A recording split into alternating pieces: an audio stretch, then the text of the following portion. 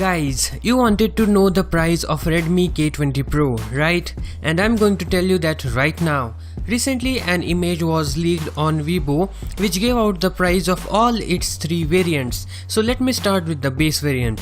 6GB RAM plus 64GB storage will be Yuan 2599, which translates to approximately Indian rupees 26,000, and for 6GB RAM and 128GB storage will be Yuan 2799, which translates to approximately rupees 28,000, and finally the 8GB plus 128GB storage will be Yuan 2999, which translates to approximately rupees 30,000.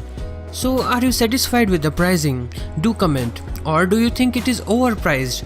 Personally, I don't think so, because a Snapdragon 855 processor in itself is a huge upgrade over previous Snapdragon processors, and also the triple camera setup and AMOLED display and lot more new features are also provided, so I think it's justified.